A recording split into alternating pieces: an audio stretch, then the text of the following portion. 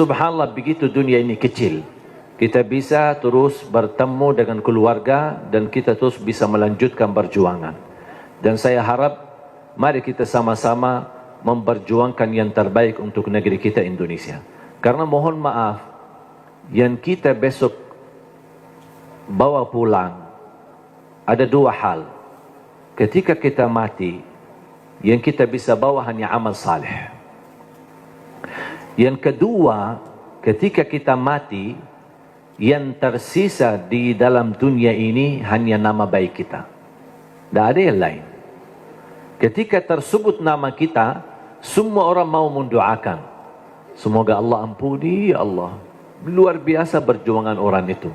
Luar biasa dia memberi yang terbaik. Orang politisi, orang ekonomi, orang siapapun, dimanapun posisimu, tolong beri yang terbaik. Karena itulah yang akan mengharumi namamu ketika kita sudah besok meninggal dunia. Dan di alam kubur, yang masuk sama kita adalah amal saleh. Di sambil kita beribadah. Dan selalu saya berkata, tolong kerja keras untuk duniamu dan kerja keras untuk akhiratmu. Jangan hanya akhirat tapi lupa dunia. Dunia harus maju, harus berhadapan, harus bisa menjadi terang menerang yang bisa membangun Indonesia. Dan bisa menjadikan Indonesia negara terhormat, bisa menjadikan Indonesia negara yang diperhatikan oleh dunia karena kemajuannya, kebersatuannya. Dan alhamdulillah kita diberikan banyak anugerah dari Allah Subhanahu wa taala, dari hasil bumi, dari hasil tanam-tanaman, dari hasil luar biasa. Saya selalu berkata, wallahi negeri Arab kalah sama negeri Indonesia dengan sumber alamnya dan kekayaannya. Kalau dikumpulkan seluruh negara Arab, masih lebih kaya Indonesia. Mungkin karena kita tidak merasa kekayaan itu, mungkin karena belum bersyukurlah. Kekurangan syukur kita dan salah gunakan nikmat itu akhirnya tidak terasa. Padahal kekayaan yang Allah anugerahkan untuk negeri kita Indonesia luar biasa. Dan mudah-mudahan kita bisa dan mampu Allah hantarkan kepada kita, insya Allah, seorang orang wakil rakyat di Dewan Pemerintahan, di Dewan DPR, MPR dan juga di DPRD. Mudah-mudahan semua orang-orang yang diberikan oleh Allah Subhanahu wa taala kemudahan dan kemuliaan yang mereka mampu menjalani tugasnya dan memberi yang terbaik, yang insyaallah balasannya terharum nama baik mereka dan nama keluarga mereka dan mendapatkan balasannya di hari kiamat di hadapan Allah Subhanahu wa taala. 3 poin yang saya ingin sampaikan. Yang pertama, tolong jangan lewat satu hari tidak membaca Al-Quran. Belum bisa baca, simak. Dengar. Masih merasa bacanya belum begitu lancar, tidak apa-apa, dengar. Karena pahalanya sama. Yang membaca maupun yang simak, pahalanya sama. Setiap satu huruf dapat 10 kebaikan. Ini bukan kata saya, tapi kata Rasulullah sallallahu alaihi wasallam, man qara harfan min kitabillah falahu hasanah wal hasanatu bi 10 amthaliha. Barang siapa yang membaca kitabullah satu huruf saja dapat 1 kebaikan, dan 1 kebaikan pula dilipat oleh Allah menjadi 10 kebaikan. Alif lam mim bukan 1 huruf, tapi alif 1 huruf, lam 1 huruf, mim 1 huruf. Bayangkan jemaah, bismillahirrahmanirrahim 19 huruf dikali 10, 190. Dari segi baca 19, tapi tulisan pahala 190. Dan setahu saya tidak ada amalan yang bisa memberikan pahala berhuruf hanya Al-Quran. Injil, Taurat, Zabur, Suhufi Ibrahim wa Musa, hadis Qudsi, hadis Nabawi, tidak ada. Salat 10 kali lipat, tapi dari total salat. Tidak dihitung setiap ruku', sujud, bacaan dalam salat, tidak. Dihitung total salat. 5 waktu dapat 50. Sebagaimana diperintahkan di awal 50 kali salat. Tapi Al-Quran satu-satunya ibadah yang nilai pahalanya berhuruf, bersatu huruf. Dan menurut saya ini promo yang paling istimewa dari Allah. Paham bu promo? Biasanya ibu-ibu yang tahu promo. Ada nggak di pasar promo? Kalau kita misal mau belanja, ditawarkan. Ini beli misal gelas 1, dapat gratis 1. Beli 2 botol minyak goreng, dapat gratis 1. Ada kan? Atau beli misal 2 botol mie goreng, minyak goreng, dapat 1 dus, mie goreng lah misalnya. Ada kan? Itu kan namanya promo. Pernah enggak Bapak Ibu bertemu dengan promo, beli 1 botol minyak goreng, dapat 10 gratis? Ada enggak promo begitu? Pasti merugi kan? Allah Subhanahu wa taala tahu manusia suka promo, makanya Allah tawarkan promonya. 1 huruf dapat 10 kebaikan. Tapi sayang sekali, yang berlaku promo manusia, tapi promo Allah belum laku. Karena banyak kita manfaatkan promo manusia, tapi tidak memanfaatkan promo dari Allah Subhanahu wa taala. Bahkan berita gembira, ada orang berkata, saya sebenarnya ingin baca, tapi bata-bata bacaan saya. Saya takut salah, nanti malah dosa. Mendingan tidak usah baca. Itu alasannya karena berbata-bata.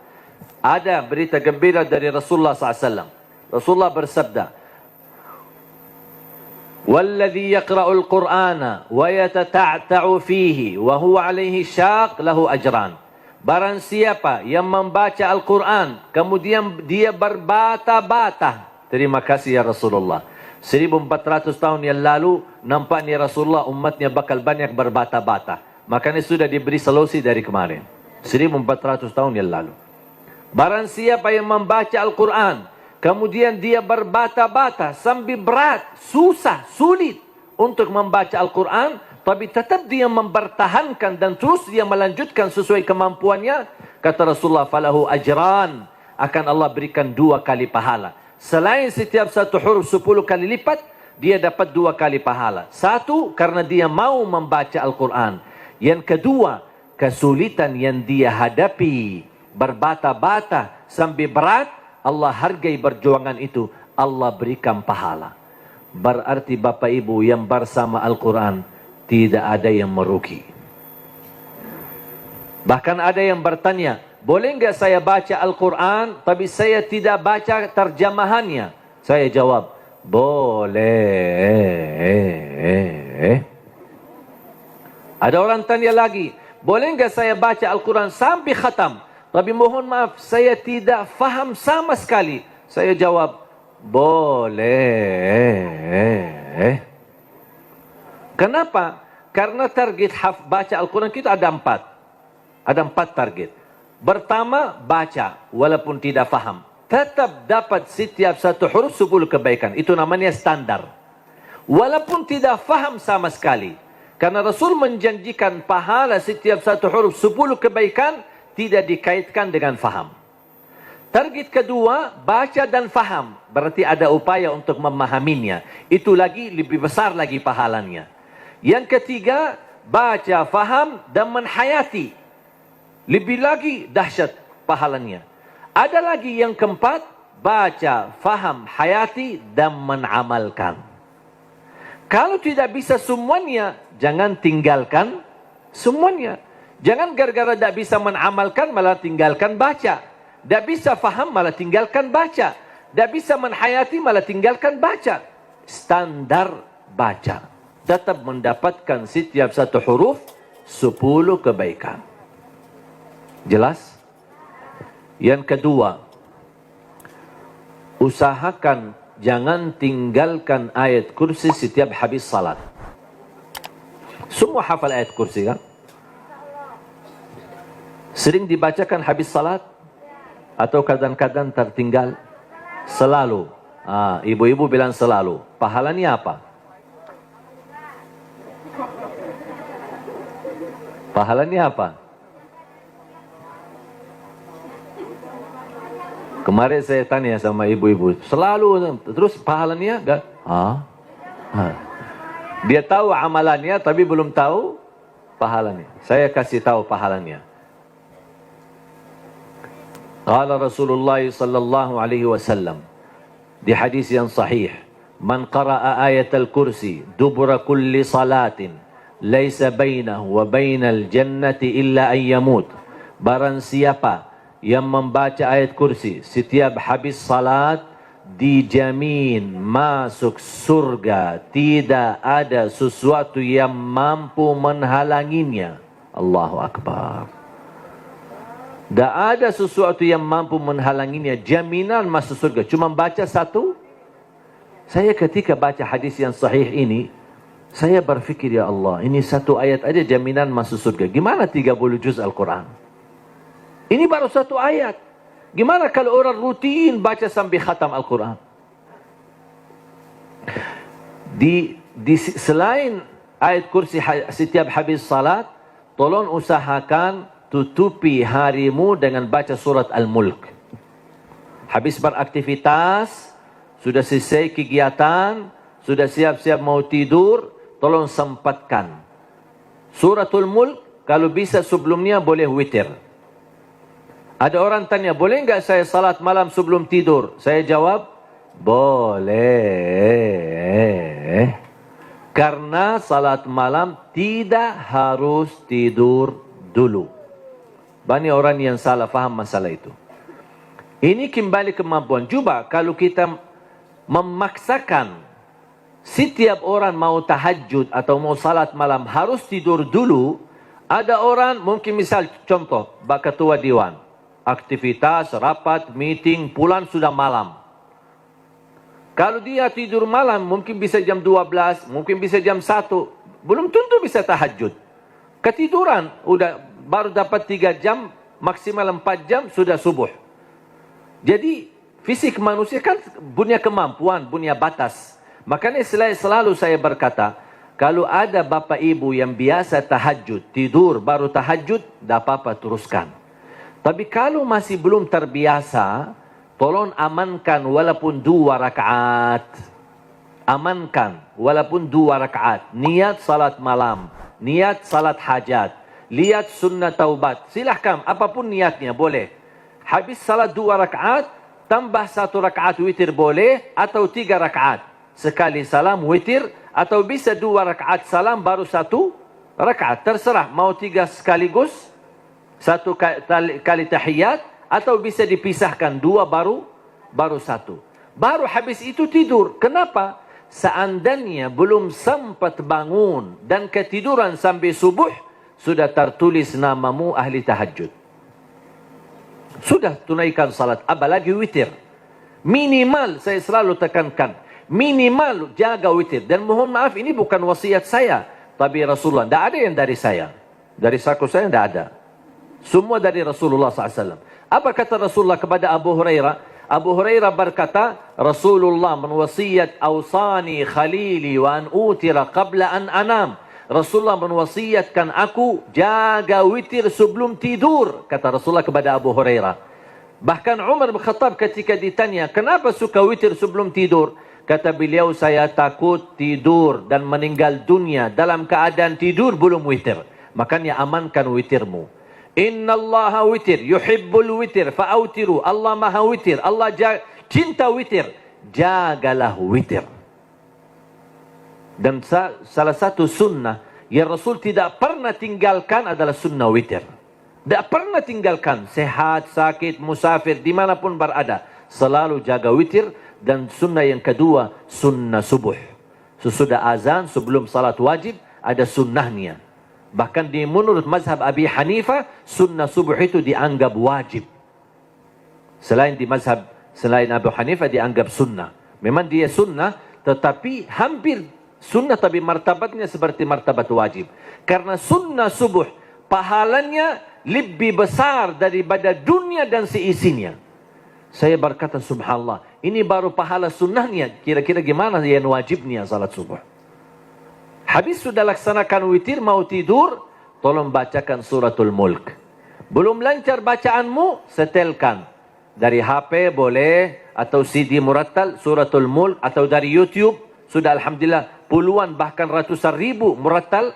Tinggal milih apa yang kita suka. Sambil kita di tempat tidur, berbaring, kita bisa dengar suratul Mulk. Kenapa disuruh baca suratul Mulk? Apalagi di ujung aktivitas kita, seandainya malam itu meninggal dunia, sudah dapat jaminan selamat dari siksa kubur. Suratul Mulk, jaminan selamat dari siksa kubur. Yang terakhir, sedekah. Yang pertama, jangan lewat satu hari tidak baca Quran. Yang kedua, ayat kursi setiap habis salat, termasuk jaga suratul Mulk. Kalau bisa sebelumnya jaga witir. Terus sekarang yang ketiga, sedekah. Terutama sedekah subuh. Terutama sedekah subuh. Saya sudah sering membahas dahsyat sedekah subuh. Saya yakin Bapak Ibu, semua para hadirin, saya yakin orang yang suka bersedekah. Tapi ada yang satu sering tertinggal. Doa habis sedekah. Atau doa di saat sedekah. Tahu enggak Bapak Ibu, doa di saat sedekah termasuk doa makbul? Tapi kadang-kadang kotak amal lewat, kita isi tapi tidak doa. Sering kita lupa doa itu. Padahal bisa, ya Allah aku mohon dengan berkat sedekah ini, titipkan pahala sedekah ini untuk kedua orang tuaku. Ya Allah aku mohon dengan berkat sedekah ini, sembuhkan penyakitku kalau lagi sakit. Ya Allah dengan berkat sedekah ini, mudahkan urusanku. Apapun hajat kita, luar biasa dahsyat sedekah. Termasuk sedekah subuh. Dan saya sudah buat ada tausiah ceramah. Mungkin Bapak Ibu nanti habis acara berkenan bisa lihat di channel YouTube kami, namanya Dahsyat Sedekah Subuh. Saya sudah bahas satu tausiah khusus hanya membahas keutamaan dan manfaat daripada sedekah subuh. Dan sedekah setiap waktu dan setiap saat ada manfaatnya, tapi lebih istimewa di waktu subuh, itu lebih dahsyat. Bisa Bapak Ibu, saya tidak akan bongkar apa isinya dan apa rahasianya, bisa Bapak Ibu nanti lihat di YouTube. Sedekah menjaminkan husnul khatimah. Sedekah menjaminkan selamat dari kematian kecelakaan. Sedekah menjaminkan selamat dari kematian kebakaran. Sedekah menjaminkan selamat dari kematian mendadak. Sedekah menjaminkan selamat dari su'ul khatimah. Sedekah menjaminkan kesembuhan penyakit. Sedekah menjaminkan memadamkan kemurkaan Allah. Dan sedekah menjaminkan ampunan dosa. Sedekah menjaminkan terkabul doa. Makanya ketika bersedekah jangan lupa berdoa. Apalagi di saat sedekah subuh. Dan cukup ketika bersedekah sebut satu hajat. Jangan habis salat subuh mau isi sedekahnya koin tapi doanya sampai terbit matahari. Malu sama Allah, ku kelamaan. Kata malaikat, apaan? Ku doanya panjang banget. Padahal sedekahnya baru koin aja. Tolong disesuaikan. Satu kali sedekah, satu kali hajat. Dan selalu dalam kebaikanmu, sisakan dalam doamu, jangan lupa doa untuk orang tua.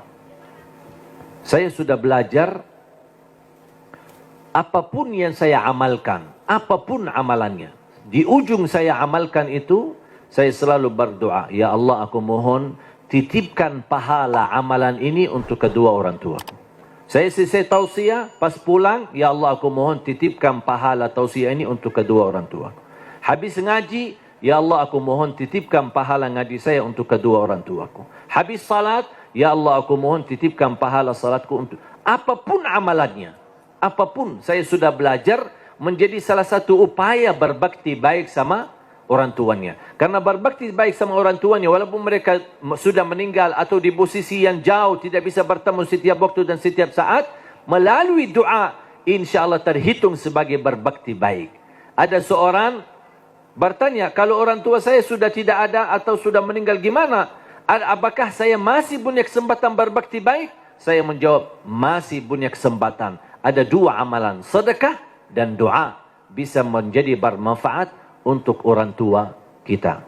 Dan semoga kita bisa bersama-sama, kita selalu niatkan dan doa untuk orang tua. Mudah-mudahan kekurangan kita di masa mereka berada, mungkin kita sebagai anak, namanya anak muda, di masa dulu mungkin banyak membuat orang tua sakit hati, menyakiti perasaan mereka. Namanya anak-anak, tidak merasa dan tidak menyadari. Makanya ayo mari kita sama-sama memperbaiki. Semoga semua dosa-dosa kita di hadapan orang tua dan terhadap orang tua mudah-mudahan diampuni oleh Allah Subhanahu wa taala dan dijadikan kita orang yang berbakti, yang mendapatkan pahalanya di sisi Allah Subhanahu wa taala. Amin ya rabbal alamin.